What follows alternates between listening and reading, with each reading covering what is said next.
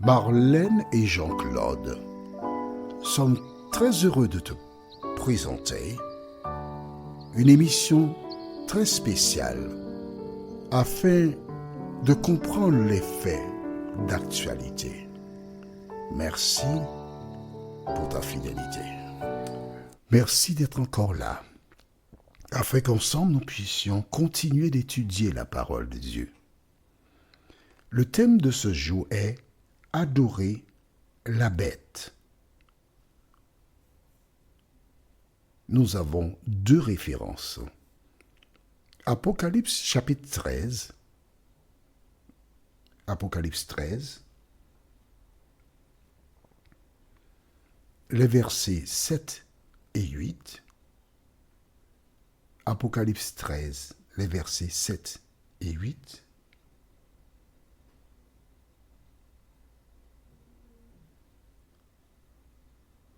Ensuite, acte 10, versets 23 à 26. Acte 10, versets 23 à 26. Acte 10, les versets 23 à 26. Avant d'aborder ce thème, recherchons la présence du Saint-Esprit. Seigneur, nous voici encore. Les Israélites allaient ramasser la manne chaque jour pour leur nourriture. Mais nous venons vers toi pour que tu puisses aussi nous nourrir à partir de la parole écrite pour nous. Cet esprit, merci de nous éclairer et de nous conduire dans toute la vérité, nous t'en prions. Au nom de Jésus et pour ta gloire éternelle. Amen.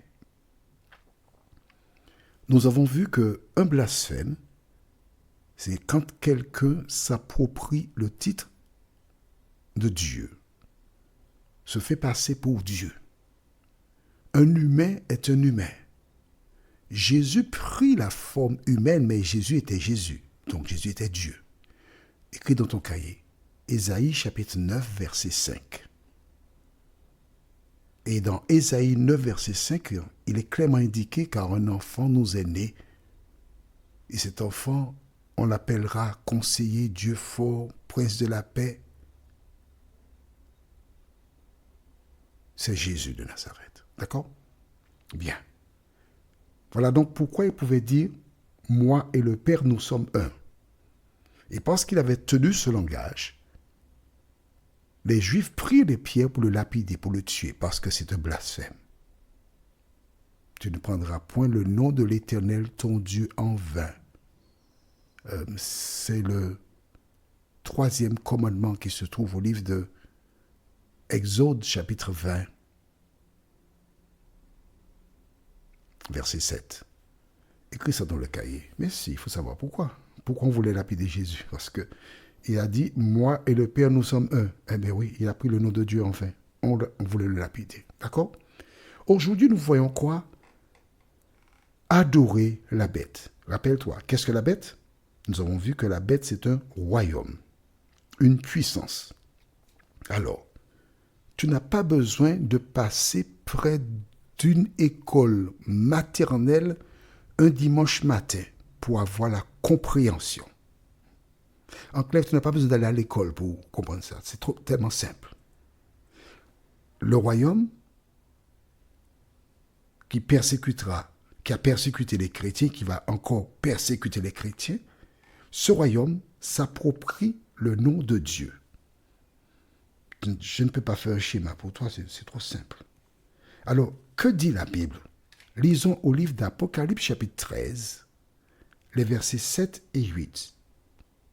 13, versets 7 et 8 déclare « Il lui fut même permis de faire la guerre à ceux qui appartiennent à Dieu et de les vaincre. Elle reçut autorité sur tout peuple, toute tribu, toute langue et toute nation. » Question.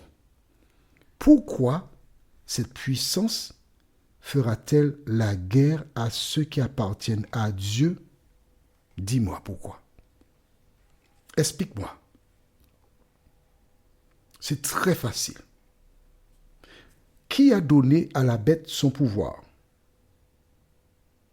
Lisons au verset 4, même chapitre. Nous ne sommes pas en train de faire une course, on est en train d'étudier la Bible pour comprendre ce que nous lisons. Verset 4 déclare, « Les peuples adorèrent le dragon. » Le dragon, c'est qui? Le diable. Parce qu'il avait donné son pouvoir à la bête, donc au royaume. Ils adorèrent aussi la bête en disant, « Qui est semblable à la bête? Qui peut combattre contre elle? » Donc la bête est puissante. Et la Bible déclare que cette bête, les hommes vont l'adorer. Et que fera-t-elle? Elle fera la guerre à ceux qui appartiennent à Dieu et elle va vaincre. Quand on dit vaincre, partiellement, d'accord? Pourquoi va-t-elle persécuter ceux qui appartiennent à Dieu? Parce que ces personnes n'appartiennent pas à Satan. Voilà pourquoi. Il va utiliser toute espèce de moyens. Toute personne qui veut vivre pieusement en Jésus-Christ sera persécutée. Donc il enverra cette puissance qui le représente, qui est l'ambassadeur officiel, afin de persécuter ceux qui appartiennent à l'Éternel. Et cela sera un temps de détresse, tu dois le savoir. Et la Bible déclare qu'elle va vaincre. Un jour, lors de la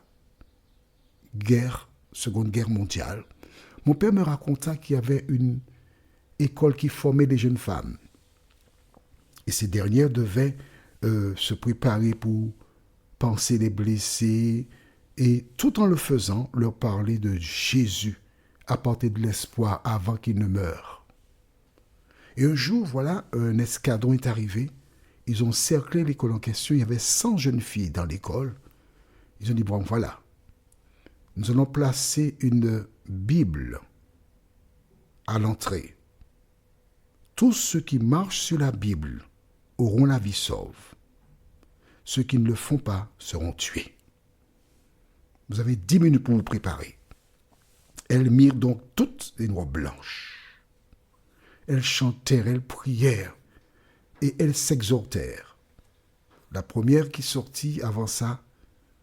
Elle a pris la Bible et l'a embrassée. Et elle s'apprêtait à passer à côté. Et les soldats tirèrent. Elle tomba, la robe tachée de sang, morte. Et ainsi de suite. Au terme des 100 personnes qui étaient dans cette école spéciale, seulement 7 personnes furent tuées. Les 93 marchèrent sur la Bible pour avoir la vie sauve.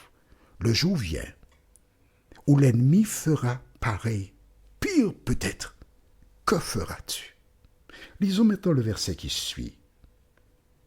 Tous les habitants de la terre l'adoreront, tous ceux dont le nom n'est pas inscrit depuis l'origine du monde dans le livre de vie de l'agneau égorgé.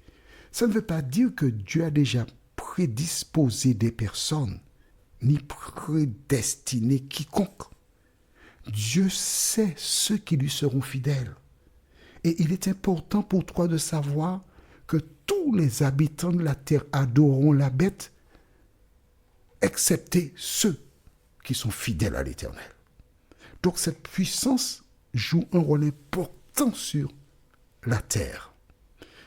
Allons au livre de Actes des Apôtres, chapitre 10. Un homme qui s'appelle Corneille, il faisait des aumônes, il priait, il voulait rencontrer Dieu.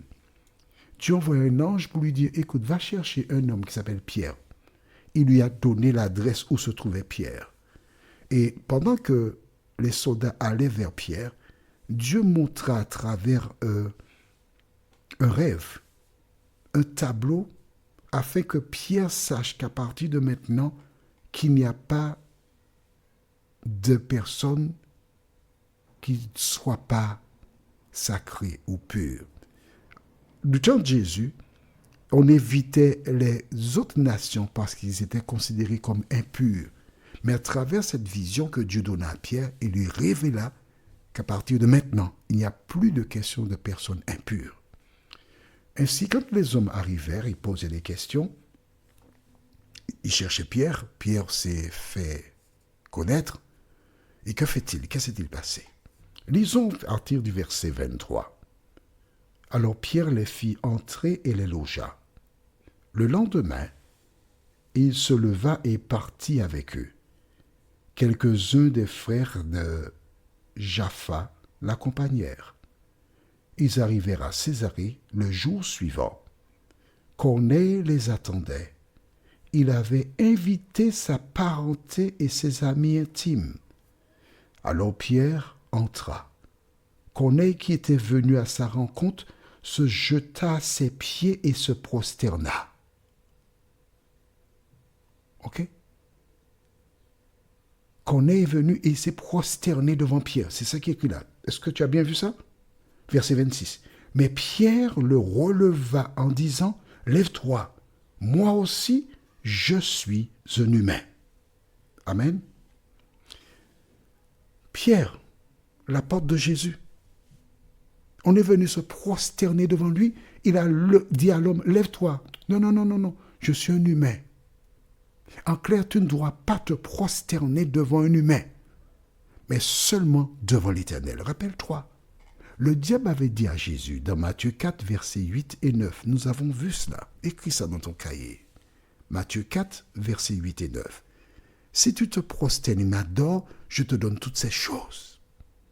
Le diable a toujours cherché l'adoration. Et toutes les fois que tu te prosternes devant un humain, sache que ce n'est pas devant cette personne que tu te prosternes, mais devant Satan. Prions. Notre Seigneur et notre Dieu, merci pour la parole. Merci de nous aider à marcher selon la parole. Merci de nous aider à la lire continuellement, afin que nous connaissions les pièges de l'ennemi, nous t'en prions. Au nom de Jésus et pour ta gloire éternelle. Amen. Que l'Éternel continue de te faire du bien et il me tarde de te retrouver. Nous sommes parvenus au terme de notre réflexion. Si d'aventure tu as une question, il te suffit d'envoyer un message par le biais de WhatsApp au numéro suivant, plus 596 696 88 93 93. Et alors Jean-Claude, moi, je me ferai un réel plaisir de répondre à ta question.